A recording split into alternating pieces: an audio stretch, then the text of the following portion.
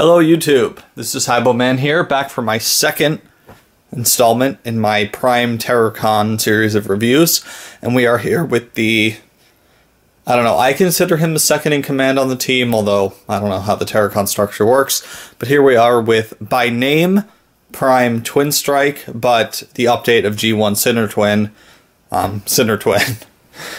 You can see here, he is fully represented in his what, again, is called a double-headed dragon mode. That's what it's been updated to. But taking it from his original G1 toy, this is an Orthrus, which is a mythological two-headed dragon lizard creature. You can see here, he is a quadruped.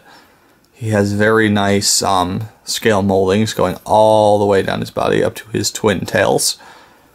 You can see up to his head here, he's got fangs molded in, nice red eyes, silver horns on each one of his heads, and a peg hole for him to hold his weapon.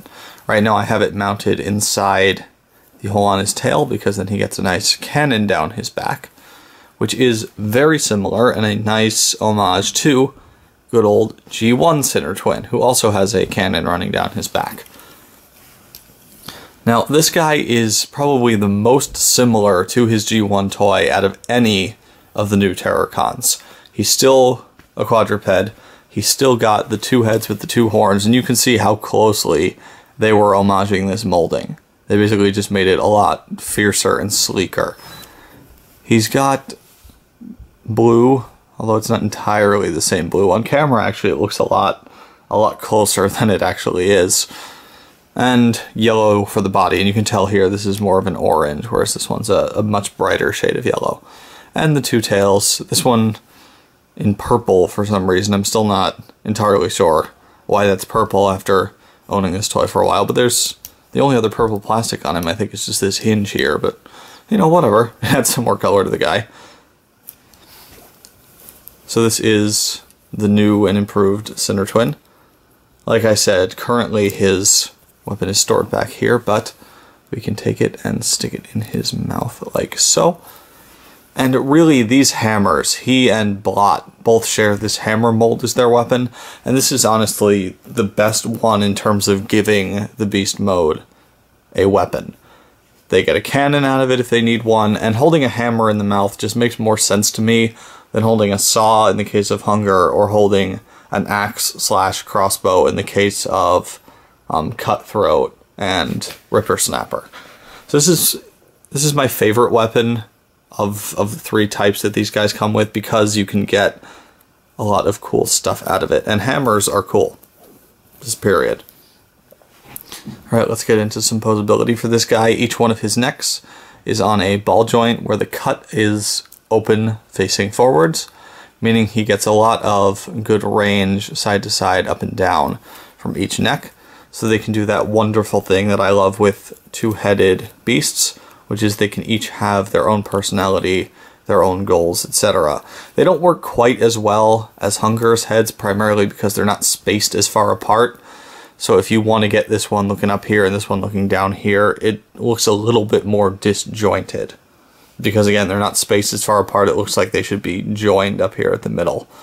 And also because the way the ball joints are positioned, they get a little bit more of that, I guess, sort of 90-degree unnatural look to them, whereas Hunger's were more open on the ball joints, meaning that their movement looked a little bit more natural. His front legs here have a little bit of posability to them, not much. You can see they're on this hinge here for transformation. They don't clip in here as much as they sort of rest over where the bases of the necks are, but each one is ball jointed. And that's mainly so he can adjust his stance to keep these flat on the floor. The actual posability for him standing comes back here. He's got nice open ball joints on each back leg that can rotate a little bit, and he's got huge ball jointed clawed feet back here, meaning all you really need to do is plant these down and then splay his front legs to get him standing, and then organize the heads however you want. And this guy is way more posable than his original self, who could basically do this, lift his tail up a little bit, and you could move these. These were points of articulation, but if you wanted him standing, you really only had the option of plant him down on his feet. Just like Hunger, these two share many of their transformation elements, although for the sake of updating this guy and making him cleaner, he trades in the head backpack for head hands. So we're going to do these one at a time, starting with the new guy. So let's get to transformation, and I'll see you at robot mode. Okay, so getting started with this guy, again, he's a beast former, so primarily what we're going to do is stand him up. So start by standing him up. Rotate his feet around so you get a nice robot boot design out of this. Here comes the scariest part of the transformation, which is rotating these bits around. So the thing is, these things have a tendency to pop off. I've heard people's have popped off. One of mine, I can't remember which one. One of these did pop off. And the reason that they come off is that this bit in here, hold on, this bit of metal in here is not a rivet. It is actually a screw that is threaded and goes into a threaded hole, which comes out on this side. You can see it right there. So what happens is that if you twist these the wrong way, i.e. lefty-loosey, like this, then you're unscrewing this little screw from its hole, and it will pop out. Now, I was able to get mine back in. I just stuck it in there and twisted it around to the right a whole bunch until it went back in.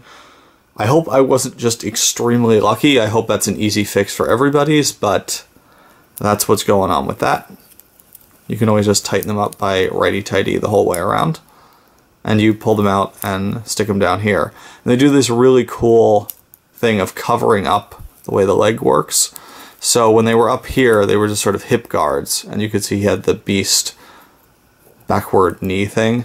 But if we fold them down to where they need to go for robot mode, you can see that it covers this up. This is just a little bit of joint detailing for the knee, and you get a nice straight leg out of it. Tails fold up the back. These legs fold back on their hinge out of the way. Arms fold down to the sides. And then once those are down to the sides, you can just position these up the back however you need to. Chest opens up, and the head flips out. Close this up, and here we have Sinnertwin in his robot mode. Let's get a close-up on his head here. Very, very nice. I love all the little spikes angling back in his huge blood red eyes, combined with a mouth that really isn't doing anything. He has this very ghostly stare.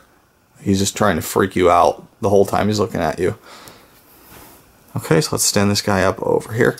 And let's get to G1 Sinnertwin over here. Pop off his gun. And his transformation is similar. You're going to pull out his back section here, just like all good leg and arm bots.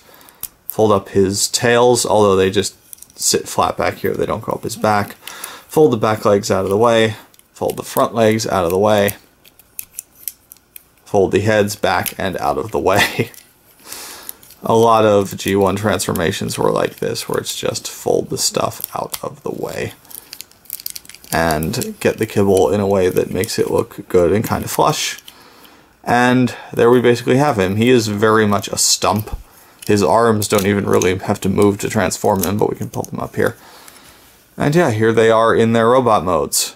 As you can see, colors similar. That's really what was kept the same about them. But what's different is obviously that this guy is a brick, and this guy actually has a body with defined proportions and things to him. So let's get into some posability here. The neck, unfortunately, only has the transformation swivel. Shoulders are really only up and down on this ball joint. There's backwards rotation, but I don't think that's really helpful. And then on this transformation joint, they can go up, but it looks like you've broken his shoulder. These legs can move, but it's really just sort of, where do you think they look the best back here? And he has ball jointed hips, and his feet can still be positioned in a lot of ways. They don't get blocked by these ankle guard pieces all that much. And because he has nice big feet, he stands up nice and tall. We can give him his hammer here in his hand. And posing him with this is my main issue with this toy. His arms are just straight pieces. Because they decided to make them his necks, they took the necks and turned them into his arms. His arms look very straight and cumbersome, and I don't like the way they look. All the other Terracons have this trick to the way their arms are molded that make them look curled a little bit. So instead of them being, now this is a good shot, straight out like this, they're sort of molded bent a little bit at the elbow, which helps them look more like normal arms rather than just chunks. And I think that was really important, or something important that they missed on him, given that his hands are the beast mouths. There really needs to be something to indicate that this is an arm, and it makes him a little bit unwieldy, which I'm surprised about. I was really expecting him to be my favorite, and he's probably my least favorite of the new Terracons, which is unfortunate. He's really cool in beast mode, he's got a really great robot mode head, and he has my favorite one of the weapons. And he looks great, even with the awkward arms holding this hammer. In either way you want to do it. I always like the holding it from the bottom, dragging it along the ground, you know, like a caveman, like he's about to flip it up and start bashing people with it.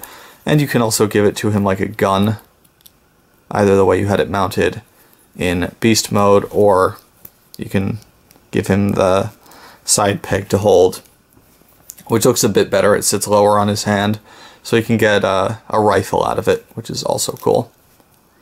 And inevitably knock loose this hinge. This is the other thing. These come up the back, which is something I like in beast mode kibble. I like the legs to be sticking out from somewhere. It was the aesthetic in Beast Wars, and it's something that I still like. But these are attached to a hinge, which is mounted right underneath his arms. So when you're doing things with his arms and holding him like this, they will come down because you grip him in the middle, and you're going to push down on them. So just little things. Okay, rambling cut short. Let's finish this video. So this is Sinnertwin here. I've said pretty much everything I can say about him. He is a nice figure. I really like the colors on him. Again, I picture him as the second in command of the Terracons, mainly because he's a two-headed dragon to go alongside Hunger, and I feel like Hunger would be vain enough to pick him as second in command just for that. We're going to put him off to the side for a second because I have one more thing to show you guys before I wrap this up. If you remember a previous vlog of mine, you will remember that I was really excited to find a Gosei Great, right? Gosei Great? Yeah, that's what he's called. I know there's other ones like Gosei Grand, but he's Gosei Great at the Toys R Us for a price less than the Legacy Dragon Zord and some other things that they had. And I thought it was a really rare find, and I snatched it up, and I was really proud of myself, and it kind of turned out to be a dud. It turns out that they are readily available from Toys R Us. But I do have one other rare find in my collection, and this one is actually rare. I've been sitting on this for a while, and I was actually waiting to make this video before I showed it off, because this is really the most appropriate venue at which to reveal such a thing. So this right here is a mint unsealed card Twin Strike. This is actually the first Terracon that I saw on the pegs at, I think it was a Target, but don't quote me on that. And I grabbed him off the peg and I said, oh, these guys are finally out. And I was about to put him back, because at that point I had decided to wait on the deluxe Terracons to come out, thinking that I'd get all of them, and we all know how that turned out, so I ended up hunting them all down anyway. But I have kept this guy because he is actually a packaging error. So he is mint on sealed card, but it is not his card. He is packaged on Cyberverse Smokescreen's card. As soon as I saw this was when I pulled it off the peg. I said, ooh, this guy's cool, maybe I'll get him. I decided not to. I was about to put him back, turned it around, and bam! Saw this on there. My grip tightened. I was not going to let go of this the second I saw what this actually was. I bought it straight away, I rushed it home, I stuck it with some of my other MIB figures, and it has been sitting there as a proud rarity in my collection. I have no idea if there have been more of these in the line. If somebody who sees this could give me an idea of Is this valuable or not? Is this as rare as I think it is? Please, please let me know.